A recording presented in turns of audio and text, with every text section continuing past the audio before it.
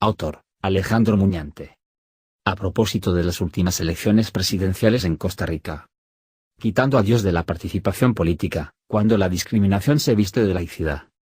El autor considera que fue un acto de discriminación la orden del Tribunal Supremo de Elecciones de Costa Rica que prohibió a las organizaciones religiosas que llamen a votar por determinado candidato. Asevera que toda restricción u obstaculización a los miembros y líderes de organizaciones religiosas para que puedan realizar actividades políticas significa, además de la violación de otros derechos humanos básicos, una clara afectación de la libertad religiosa.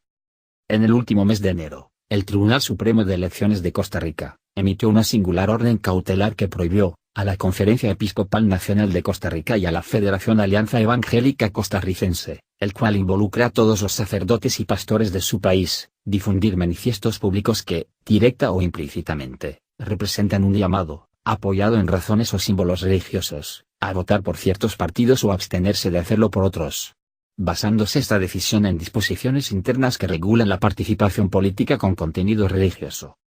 La polémica se desata cuando dicha orden se emite en medio de la celebración de las elecciones presidenciales, donde postuló Fabricio Alvarado, un conocido líder y cantante evangélico, quien apelando a los valores cristianos del pueblo costarricense, manifestó una rotunda oposición a la aprobación del matrimonio homosexual, hecho que junto a su férrea crítica al partido de gobierno, le valió para obtener el primer lugar en primera vuelta. Ahora bien, la pregunta cae por su propio peso. ¿La restricción de las actividades políticas por parte de los miembros y líderes de organizaciones religiosas constituye una evidente afectación de la libertad religiosa? Antes de responder a esta interrogante, primero es preciso definir los alcances de la libertad religiosa, la cual no se agota con la mera libertad de profesar una determinada religión, como erróneamente se piensa. Este tipo de libertad consiste en la posibilidad, jurídicamente garantizada, de acomodar el sujeto, su conducta y su forma de vida a lo que prescriba sus propias convicciones y creencias, sin ser obligado a hacer cosa contraria a ella. Asimismo, se refiere al plano social, la libertad de culto, que se traduce en el derecho a practicar externamente la creencia hecha propia. Así lo ha hecho saber la propia Sala Constitucional Suprema costarricense, lo cual parece paradójico con la decisión tomada por su homólogo Tribunal Supremo de Elecciones. Las libertades de conciencia y de religión vienen a ser derechos absolutos en la medida en que no puede imponerse algún tipo de restricción a una persona con respecto a su conciencia moral y a su actitud frente al universo. Sin embargo, la restricción solo es legítima cuando deba servir a alguno de los fines legítimos enunciados en la Convención Americana de Derechos Humanos, proteger la seguridad, el orden, la salud o la moral pública, o los derechos y libertades de los demás. La aplicación de alguna medida restrictiva ha de interpretarse, según lo ha entendido la Corte Interamericana de Derechos Humanos, solo cuando exista un interés público imperativo que justifique la medida. Una derivación de la libertad religiosa es también promover las doctrinas sociales y políticas que estén vinculadas a la visión teológica que sustenta una comunidad religiosa. Por ende, la restricción al uso de los medios de comunicación y la educación como formas de divulgar las creencias religiosas es contraria a la libertad religiosa, según lo ha señalado la propia Comisión Interamericana de Derechos Humanos.